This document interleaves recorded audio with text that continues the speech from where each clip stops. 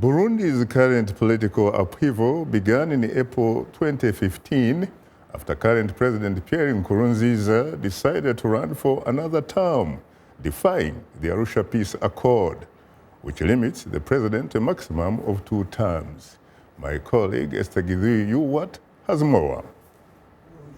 Angered by Nkurunziza's bid to run for a 3rd term, protests broke in the capital Bujumbura on April 26, 2015, quickly turning into violence across the country. The violence caught the attention of East African leaders who organized an extraordinary summit to discuss the crisis. On May 13th, while in Tanzania attending the summit, rebel soldiers staged a coup led by President Nkurunziza's former intelligence chief and a close ally, Godefroid Niyombare, whom he dismissed in February. Nkurunziza was unable to return home. But soon after, the president's army chief of staff, General Prime Niyongabo, announced that the attempted coup had been thwarted.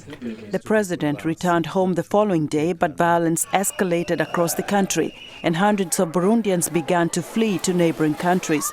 U.S. Ambassador to Burundi, Dawn Liberi, quickly held a press conference condemning the violence. The United States condemns all acts of violence and calls on the government of Burundi to allow peaceful demonstrations as allowed by the Constitution. In the first 2 weeks of December, as many as 90 people were killed in the clashes that continued between government forces and those perceived to be opposed to Nkurunziza's presidency. The killing caught the attention of other Africans. In Kenya, human rights activists organized a night vigil to condemn the killings. Human rights activist Boniface Mwangi said it was critical for African leaders to send peacekeepers to Burundi.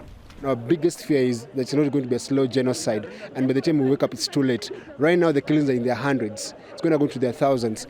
At the United Nations headquarters in New York, UN Secretary General Ban Ki-moon held a meeting to discuss the deteriorating situation. I am alarmed by the escalating violence in Burundi. What we have seen over the past few days is chilling. The country is on the brink of a civil war that risks engulfing the entire region. During a press briefing, Deputy Spokesman for the U.S. Department of State, Mark Toner, called for peaceful dialogue. All Burundians renounce violence and intimidation and support peaceful, productive engagement in dialogue as a key to reestablishing in Burundi an atmosphere of openness and trust. The Burundi crisis has caught the attention of lawmakers in the U.S., prompting a Senate Foreign Relations hearing on the political and security crisis in the Central African country. U.S. Assistant Secretary of State for African Affairs, Linda Thomas-Greenfield, during the December 9th hearing. The crisis in Burundi has worsened. A daily pattern of retaliatory attacks between security forces and armed elements of the opposition against any form of perceived opposition or critique, even from within their ruling party ranks. Nkurunziza, a former Hutu rebel, a teacher and a sports coach, says he is a born-again Christian and believes his presidency is by divine will.